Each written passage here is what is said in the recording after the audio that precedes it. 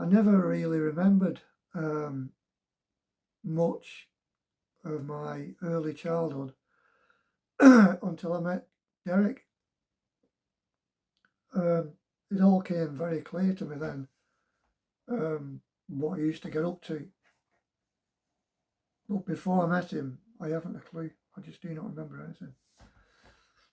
But yeah, the one thing I remembered about him is that we all like similar things. We both like similar things. I even remember that Christmas morning, we both got a chopper on the same day, chopper bike, and we both got adventure kits on the same day. So here we are on our chopper bikes, riding around the bottom of the flats, around the playground, with our adventure kit on, pretending we was Chips from the series, because we spent most of our time doing that, just copying our favourite heroes on TV. We didn't have much, but what we did have was good imagination, and we were very lucky that Christmas. We were spoilt rotten. That's what I remember mainly about Derek, was when I first met him, that he liked exactly what I liked. We got on so well straight away. We both went to the same school, St George's, and then we both went to Welling Middle. So it just progressed from there, really. I mean, being taught by the same teachers, our mum and dads were the same. They were very much alike. So we were brought up virtually like brothers. Yeah. I think the first phase that we ever had together, it was getting near that time when Appointment with Fear was coming on TV, and they were always showing the Hammer films, Dracula, Frankenstein, The Mummy, to name but a few. But we become very good Christopher Lee and Peter Cushing fans. We followed the Hammer films very, very closely. Every Monday night, I think it was. We were lucky enough to let our mum and dad let us stay up late till about 9:30, I think it was, or 10:30. It would come on, Appointment with Fear, and then the Hammer film would start. And it would, the first one I always remember was Dracula with Christopher Lee and Peter Cushing. Well, that was it then. We was grabbed by them films, and we was amazed and so happy that they released a magazine called Monster Mag, which pulled out into a poster of our favourite horror icons, and we collected many of those as well and had them stuck all over our walls. I remember it was Derek who told me about it. They'd seen it advertised on TV. So he decided that we should go to the Market Hall in Wigan and see if we could hunt down this Monster Mag magazine. And lo and behold, there it was. There it was in its full glory. So then we started collecting straight away.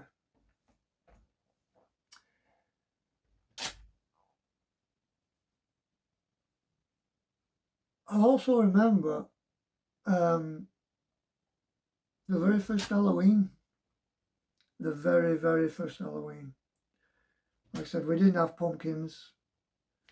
I think people used Swedes then. I think they were called Swedes, the turnips. You'd cut them out, but we couldn't be bothered with all that. It's not as big as it is now, where a lot of people put a lot of stuff out now. But again, we'd be out round Wigan looking to see what it was. And we ended up coming back from Wigan with paper mache skull masks. And we thought, right, this will be good for Halloween. Play about with them, wearing them, whatever. And one night, Derek comes round to my house and we both have our paper mache skull masks. And he has a bottle of red ink and proceeds to start dropping stuff, this red ink, all over his mask, making it look all bloody. And I watched him doing this and I thought, there's somebody, one day, this lad is going to grow into be a special effects wizard for these horror films someday.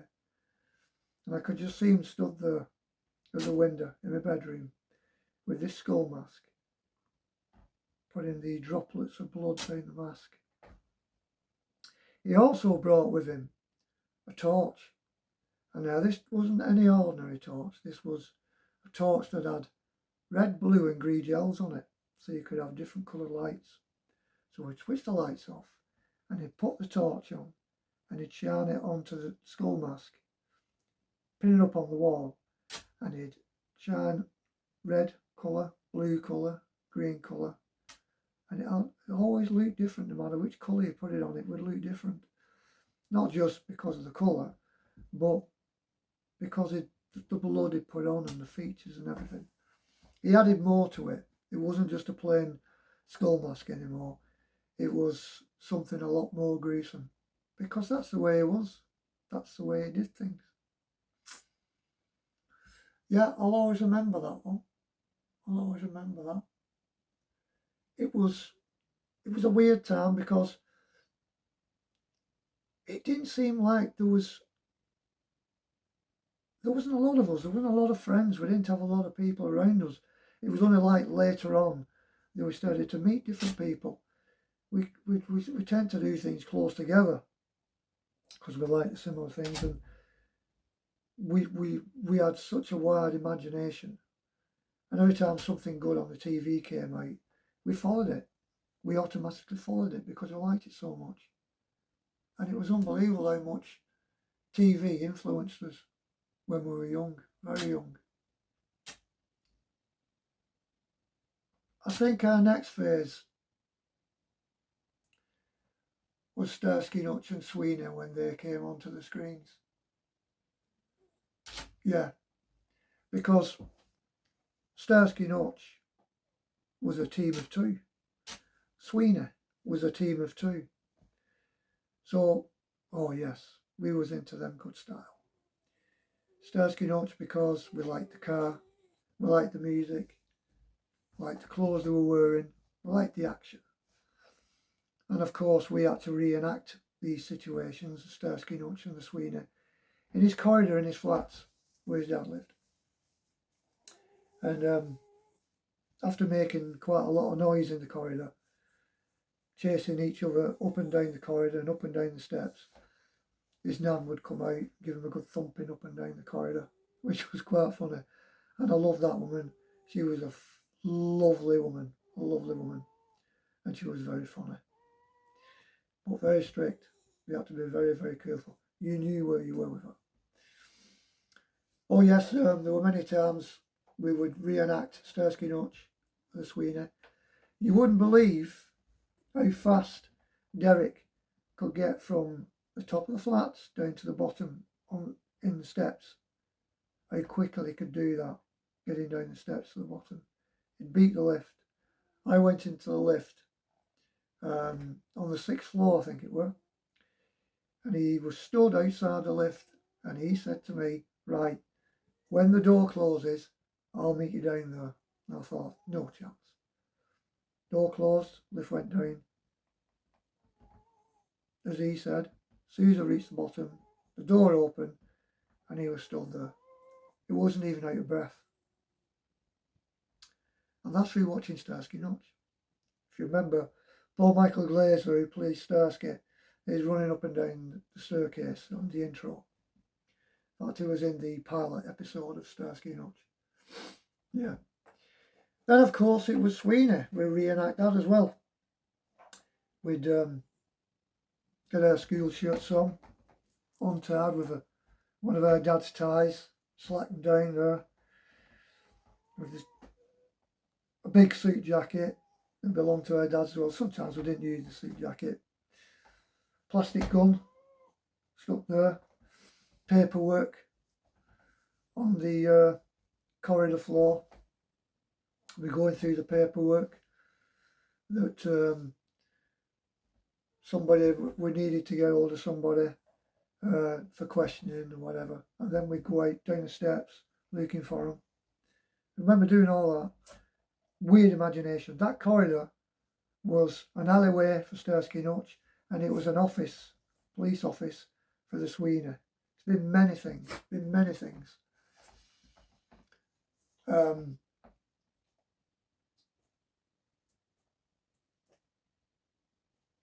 also remember we met up with Ian Cave then, who is sadly no longer with us. A very good friend of ours. He was into similar things as us, loved Starsky Hutch. And we used to go to Wigan and we used to buy all the posters before you know it. Our bedroom walls was full of Starsky Hutch posters. But on a Saturday nights were special then as well because we did paper rounds then. We'd saved up enough money to get some pop and crisp. And then on a Saturday night, 7:30, it was time to watch Starsky Hutch. And that was every Saturday night. Mum and Dad would be at the club. We'd get the couch right up to the TV. And there we were with our crisp and pop, watching Starsky Hutch. Couldn't record it, no videos then, not yet. So we made the best of it. It was brilliant. And then when the when the episode went off, of course, we were Starsky Hutch again, reenacting it, going outside, up and down the flats, round the flats. Vivid imagination. But yeah, that's what we used to get up to. Moving on a bit more. There was a time Derek was infatuated with CB radio, and I don't think he ever got one. I think he knew somebody who did have one, and he was hoping to try and get one, but they were a bit expensive at the time. So we came up with another plan. There was these walkie-talkies you could buy. We managed to persuade our mums to buy us one. And they worked pretty well. So we ended up with these walkie-talkies. And they weren't too bad, because I think the distance we used them for, I think Derek was in his flats. I think he was in his bedroom. And I was at the bottom of my flats, Manning House, which was a good, that's 10 to 15 yards away. And they worked all right. We could speak to each other. His name on the radio then, he had his name, Little Dragon. My name was Gauntlet. I don't know what happened after that. All I remember is having these walkie-talkies, and we all had CB names, and we just talked to each other over them, and we thought it was fantastic. And when you think back now, we're doing exactly the same thing now, but with a mobile phone. Well, obviously we can be at the other end of, we can be in a different country and still be able to talk to each other. But that was like having a mobile phone then, way back then, in the mid-70s. Amazing. I don't know what happened to the walkie-talkies after that, but yeah, that was it was a nice little fad we had at the time. I don't think they lasted very long. I think it got to the point where we started to meddle about with them, open them up to see what they looked like inside, and then we couldn't get them back together again. Of course, there was other things we followed after that. There was Space 1999, Planet of the Apes, that was another one. Another venture out to Wigan Market to get ourselves Planet of the Apes masks. Derek got a brown one and I had a grey one. And my dad, bless him, my dad actually, out of an old crash helmet, toy crash helmet I had, when I used to ride round on the chopper bike, pretending I was one of them out of chips. He made an Urco helmet from a series. I don't know if you remember it. It was like a black helmet with leather coverings here. The helmet went up tall like that with these strange symbols on. And my dad actually made me one. And he painted it all black, painted these symbols silver at the front. So I was Urco. And I don't know what Derek played. He probably played Marcus. That was another one of the gorillas. So that was something else we used to do. Then the great big fad of the skateboarding came along. Derek was the first one to get a skateboard. He had this lovely fiberglass purple and red skateboard. The business, the proper business. My mum decided to get me a plain wooden one with a rubber matting top. Cheapest you probably could have found. Did the job, but didn't look as good. And we used to skateboard down the path down near the side of Woodcock House where Derek lived. It was a good path, that actually. And luckily nobody was walking up and down it while we were skateboarding. We was never told to get off. Nobody came to complain. They just let us skateboard down there. It was great. In fact, some people came down and sat on the bench and watched us. All the way from the top right down to the bottom. And in fact, strangely enough, that's when Derek has started to do some fall off the skateboard routines, like being a stuntman. One of his early career things. Yeah, he did. He started to do that on the skateboard. All these falling and rolling off the skateboard. No. Yeah, that went on for a while. When we was doing that, that's when we started meeting other people from round near Ardibut's way of schools. And there's like a square near a playground. We used to start meeting people. But there was one lad in particular, Anthony Orton. He didn't have a skateboard. He didn't want to do any skateboarding, but he used to come and join us. He only lived across the road from this path. And he was a Planet of the Apes fan. We used to go around, call at his house, have a look at some books and that. 9 times out of 10, when we did call around for him, he'd be in the middle of his homework. And I remember one particular day, we went round, and it was I think it was at night time. He'd just finished school and he'd had his tea, but now he was doing his homework. And his mum made us all a drink while I was waiting to finish his homework and then to come out. And unfortunately, I don't think it was me, I think it was Derek. I think Derek was doing something, I can't remember what it was, but spilled his coffee all over his homework. And that was a tragedy, one of the biggest tragic tragedies I have ever known, because Anthony just went berserk because he liked everything so, and he just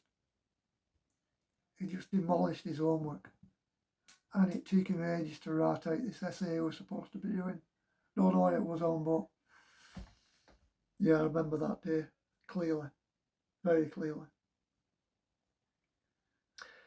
Anyway, time goes on, and then we started getting into music.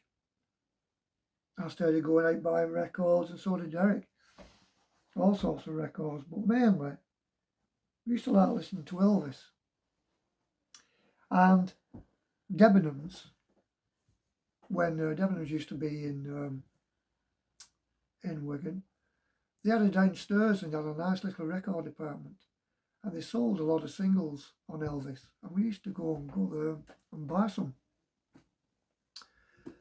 I remember buying a few, and Derek bought a few, and I bought the Christmas album by Elvis. They were the first ones that I got, and yeah, loved them.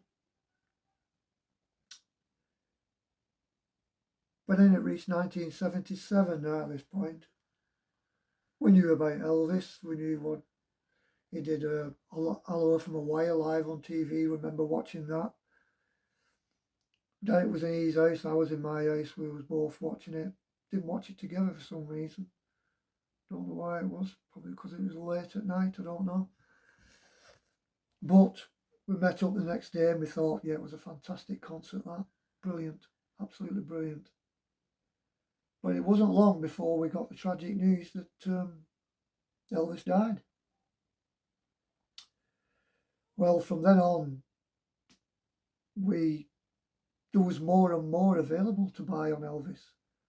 It was very limited before he died, but it's amazing, isn't it, really? As soon as somebody dies, there are floods and floods and floods of books, posters, records, you name it. And Wigan was absolutely chocker full of Elvis books, magazines and records, and we must have bought the lot. We did. Our rooms were covered. We just loved it. And we went one step further, which Derek's already told you about. We did the Elvis concerts as a tribute. We had to keep his name alive. We had to keep him going. And they loved it. we become renowned for being probably the best Elvis fans in schools. And this branched out into other things because rock and roll in itself was something particular we loved. We always loved it. It was always there. We've always loved rock and roll. Because before we got big into Elvis, I remember Derek having some of these Showaddy Waddy LPs, and there was some good ones on there, really good tracks. So we always branched out into other rock and roll. I remember Gary Leonard, one of my old friends from Whalley Middle School. He come down with a Crazy Cavern tape on a tape recorder. Never heard of them before. Played it to us. We was up straight away. So we thought, yes, we're going to follow these men. We really are going to follow them because they were absolutely brilliant. Crazy Cavern and the Rhythm Rockers. And they made their first LP, Crazy Rhythm. We had to get that record. So we did. Then they brought out another one, Our Own Way of Rocking. And we had to get that. And we did. In fact, we even went to all the discos, the rock and roll discos, got our hair up as best we could in a DA, got the gear, got the bootlace tie, the beetle crushers, the jackets with the badges, and went to our first disco, and that was in the Imperial Hotel in Ince. Me, Derek, Gary Leonard. We even met up with a lad called Les Gill. He was into it. He was a bit of a rocker. He liked the old rock and roll, old heavy rock stuff, and Jethro Tull and that way on. But he tagged along because he liked Crazy Cavern. He had his Winklepicker boots on. Really funny when you saw him dancing, but we enjoyed it. And yeah, Imperial Hotel, they played Crazy Cavern, great, met up with some other Teds. Then we heard there was a group called the Billy Barker and the Envoys was playing at the Ball and Boot. We went to watching them. They did a lot of shadows as well, shadow stuff, because Billy Barker was very good on the electric guitar, played a lot of shadow stuff. Very good, just as good as Hank Marvin, very, very good. So yeah, and I think the rock and roll thing just grew bigger and bigger and bigger with us. We met somebody else, another lad called Eddie Sweeney. Eddie Sweeney, who looked very remotely like one of the band members of Crazy Cavern, Mike Coffey, the drummer, really looked just like him. In fact, Derek did a picture and sent it to me, and we all looked like each member, just quite a little bit. It was uncanny. Yeah, I remember that. And I was meant to be Kevin Grogan. Derek was Lyndon Needs. Eddie Sweeney was Mike Coffey. And how was it? Les Gill, who was Lyndon Needs. I can't remember now. Anyway, I digress. Yeah, and it was then we started meeting up with other people who lived around the Scholes area. We used to meet up in the Foundry Inn, and we had our first pint in the Foundry Inn. Our first pint. And I remember every time we went in the Foundry Inn, we'd put Sweet Little 16 by Chuck Berry on the jukebox. Every time we went in. It was the best song on the jukebox. Every time we went in. Chuck Berry, Sweet Little 16. Having our first pint. Yeah, I remember that. Yes. Then, of course, the dawn of the VHS player was born.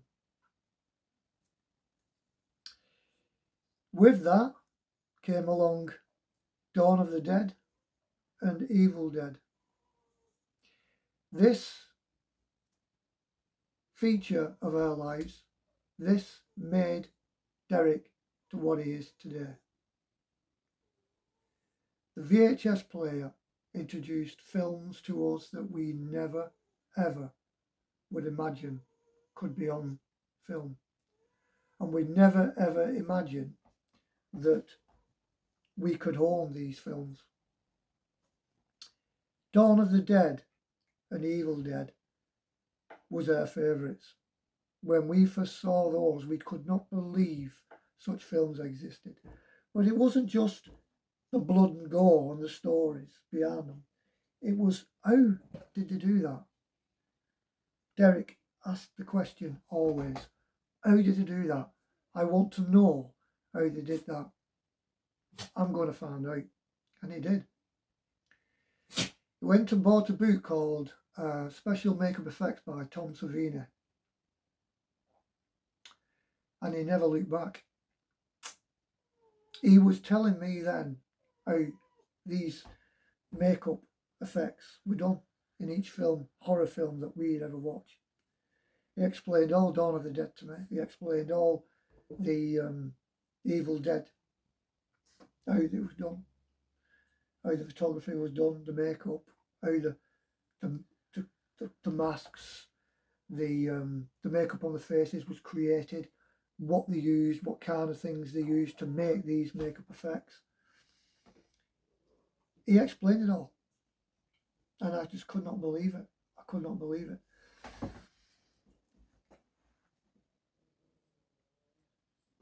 But he got so intrigued in working in front of and behind the audience, so much that he did a lot of work for Willica Theatre. He joined them. I remember going one night with him to watch some of the plays, to meet one of his, to join up there. That's where I think we met up with Brendan Delaney, because he was doing a show there called No Man's Land. And he joined up, and that was the best thing he ever did. He started doing a lot of work on the scenery, costume, makeup. He even got to the point of being a stage manager in many plays. And it wasn't long before he started doing a lot of acting himself on stage, sometimes along with Brendan Delaney. And he would come home with bits and pieces to work on and to study in his own room, to create things. When at a later date, when we got into filmmaking, when he introduced me to Brendan and Kev, who had the camera, and we went along and made our first video film, Time Ghost, he was using these techniques. Derek was using all the techniques he'd learned in the Tom Savini book and all the practice he'd gone on, making set designs and etc. that he did at theatre, did all that practicing. And he was making it happen in the films that we were making. He did a fantastic mask for the Time Ghost killer in Time Ghost, and did a fantastic overhead mask for Ghost of the Christmas Future in Holy Night. Absolutely fantastic. And I'm sure he still has now. He has photographs of stuff, recent work he's done over the past few years. But he's as good as ever Tom Savini was. He's as good as what he was. And Tom Savini was being paid thousands and thousands for the kind of job that he was doing. And yeah, absolutely fantastic. And I used to watch him working on some of these effects for when we was getting into the films. And I couldn't help thinking, I remember that lad when he was about 7 years old, stood in my room with a paper mache skull mask in his hand, dripping blood, red ink down it for blood, and shining a torch with different colours onto it to see what different effects it could get. I remember that lad. And look at him now. And that's why we call him the boss.